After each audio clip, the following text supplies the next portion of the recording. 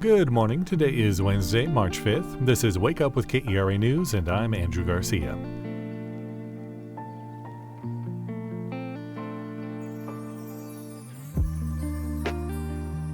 The sun's back out today, a very stark contrast to what we were getting earlier this week. We'll still have quite a bit of wind today, but skies are expected to be clear and temperatures will hover in the lower 60s. Give yourself a quick little pat on the back. You've made it to Wednesday. Hopefully your daydreams of the weekend can carry you through the rest of the week. I'm rooting for you, and if you're rooting for me, maybe we can both make it to Friday. But it's not Friday yet. Let's get into today's news. If funding for DART is reduced, North Texas may not be ready for the 2026 FIFA World Cup. That's according to transportation leaders. Right now, the Texas legislature is considering two identical bills that would cut 25% of funding from member cities. The World Cup is expected to bring millions of soccer fans to the region, and getting them to AT&T Stadium using the TRE and a bus bridge would be impacted the most.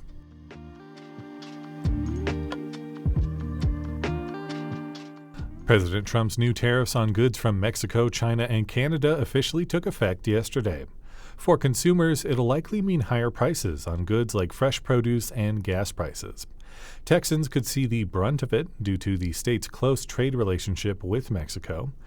According to data from the Perryman Group, the tariffs could add about $1,500 per year to the cost of goods for an average household.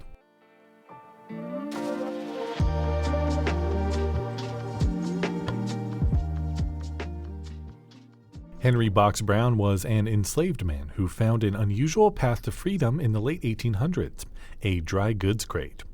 Brown got the idea to ship himself from a slave state to a free state, and it worked.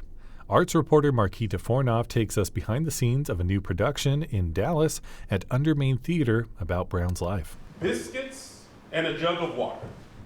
When my body hungered inside the box, I had those to sustain me. But when my soul hungered, I had God. Dress rehearsal is underway, and actor Brian Pitts is in character as Henry Box Brown.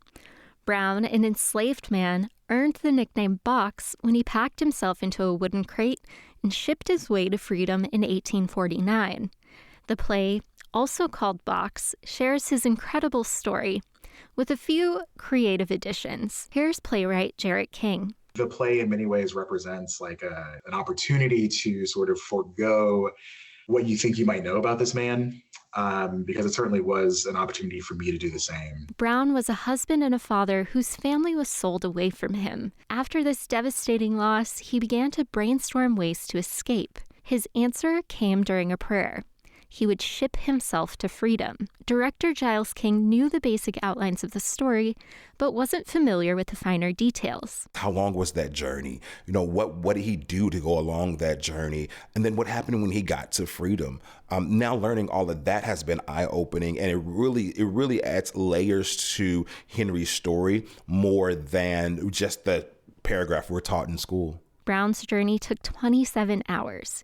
He traveled by wagon, steamboat, and train. The box was marked this side up with care, but it was turned upside down, put on its side, and then upright again. That's enough of an adventure for one life, but there was so much more. Brown, an abolitionist, traveled around on a speaking circuit describing the terrors of slavery and his escape from it.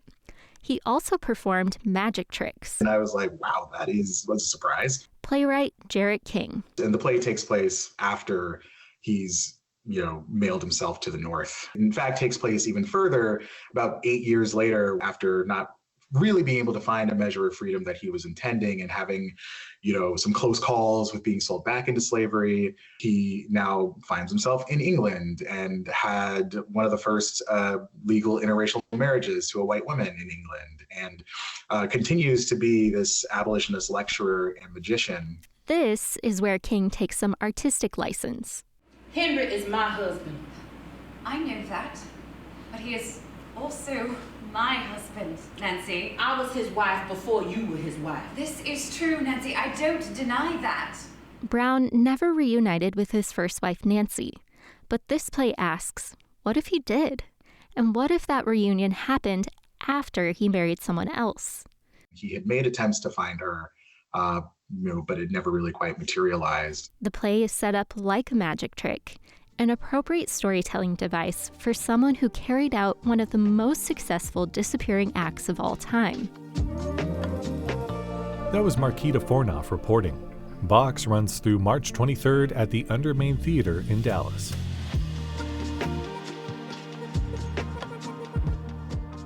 The Stars won last night's game against the New Jersey Devils, final score of 4-3. They'll play again on Thursday, that's tomorrow, and the Mavericks will take on the Bucks tonight in Milwaukee. Tip-off is at 7 p.m. The classic story of Russian Princess Anastasia has been brought to life on stage. Enjoy this adaptation at Family Music Theater now through March 15th. Find more information and other fun things to do at kera.org/calendar.